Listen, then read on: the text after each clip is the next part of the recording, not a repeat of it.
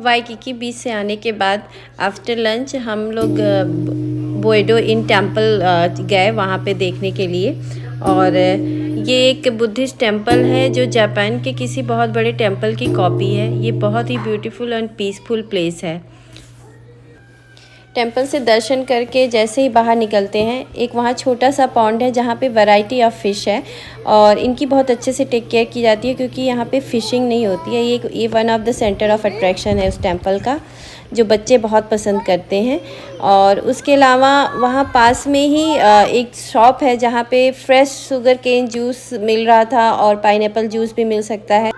Temple के पीछे वहाँ पे मेडिटेशन पेवेलियन है जहाँ पे आप मेडिटेशन कर सकते हो और उसके आसपास आपको peacock, black swan, frog, turtle ऐसे बहुत सारे एनिमल दिखते हैं जो बहुत ही सुंदर होते हैं। टेम्पल से वापस आते ही थोड़ा हमने रेस्ट किया और उसके बाद हम फिर बीच पे चले गए सनसेट के टाइम, क्योंकि तोशानी और अद्वित के लिए सबसे एक्साइटिंग प्ले टाइम यही होता है जब वो सैंड और वाटर में खेलते हैं। और हमें भी वहाँ बैठ के समंदर को देखना, सनसेट को देखना बहुत अच्छा लगता था।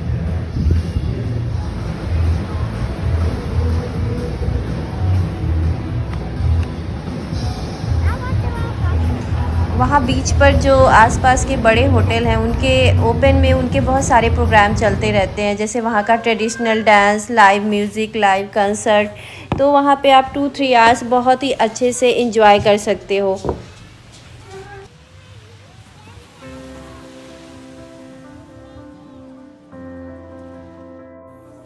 Third day after having breakfast हम डोल प्लांटेशन विज़िट करने के लिए निकल गए।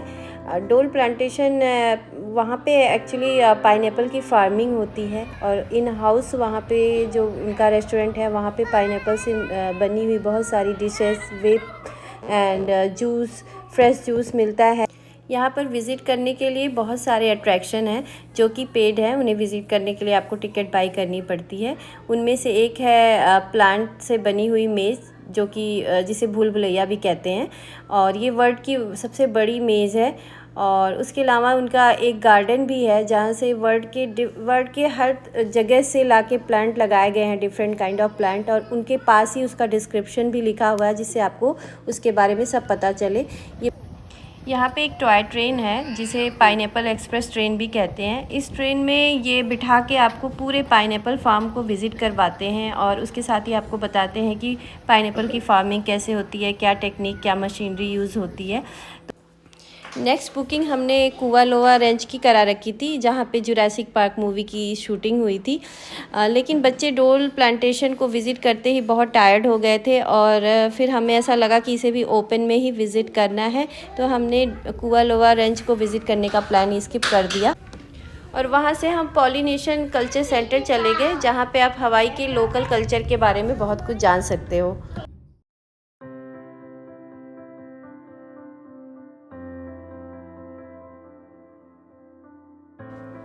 फोर्थ डे हम होनोलुलु के लोलानी पैलेस को विज़िट करने गए। ये अमेरिका में एक लौता पैलेस है, क्योंकि अमेरिका के किसी और पार्ट में कभी भी राजशाही नहीं रही है। तो अमेरिका का हवाई पे कंट्रोल होने के बाद इस पैलेस को भी म्यूज़ियम में कन्वर्ट कर दिया गया है।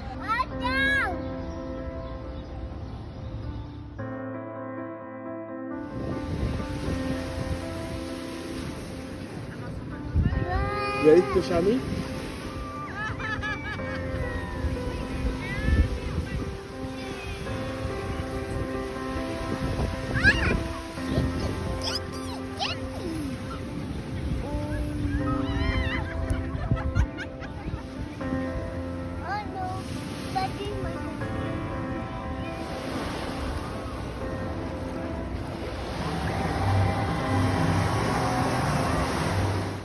फिफ्थ डे इवनिंग में हम लोग क्रूज़ पे गए बीच समंदर से सनसेट को देखने के लिए। और वैसे तो हवाई की पूरी ट्रिप ही अपने आप में बहुत ही एक्साइटिंग ट्रिप थी, लेकिन बीच समंदर से सनसेट को देखना, स्काई लाइन पे होनोलुलु ब्यूटीफुल शहर को देखना अपने आप में एक बहुत ही रोमांचक, बहुत ही एक्साइटिंग एक्सपीरियंस था। और क्रूज़ पे जो डांस परफॉर्मेंस थी और सारा वहाँ का एटमॉस्फेयर, ये सब चीज़ें बहुत ही एक्साइटिंग थी।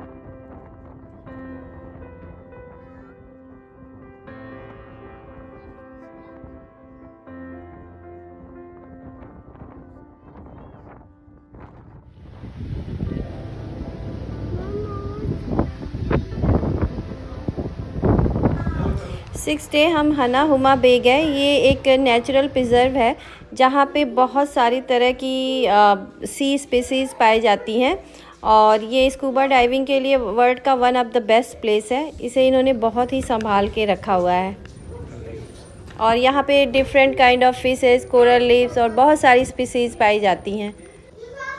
वहाँ पहुँचने के बाद 20 मिनट के वीडियो सेशन के बाद वो एक इलेक्ट्रिक ऑटो से आपको नीचे बे तक लेके जाते हैं और इस सेशन में वो सारे रूल रेगुलेशन टर्म्स सब कुछ बताते हैं और उसके बाद आपको बे तक लेके जाते हैं। हमने वहाँ पे 3 to 4 आवर स्पेंड किए। तो शानी स्कूबा डाइविंग के लिए रेडी नहीं थी, फिर भी वो एक फ्लोटी पे बैठ के वहाँ पे उसने बहुत एंजॉय किया और साथ में हम लोगों ने भी बहुत एंजॉय किया।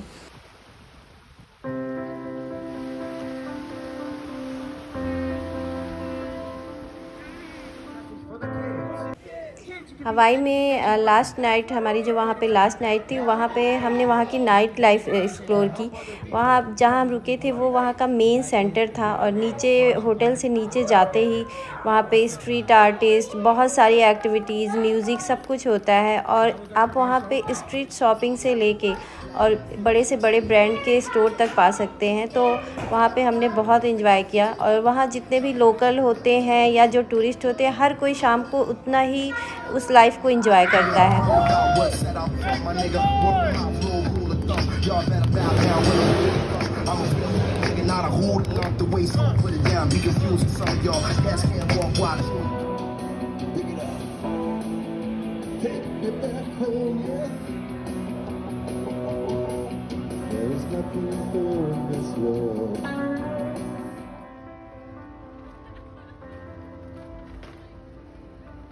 ये हमारी 6 डेज़ की हवाई की ट्रिप थी जिसका एक्सपीरियंस मैंने आप लोगों के साथ शेयर किया और हमने इस ट्रिप पे बहुत ही ज़्यादा एंजॉय किया था। होप आप लोग भी इस वीडियो को उतना ही एंजॉय करेंगे। अगर आपको ये ब्लॉग पसंद आया हो, please like, share and don't forget to subscribe. Thank you.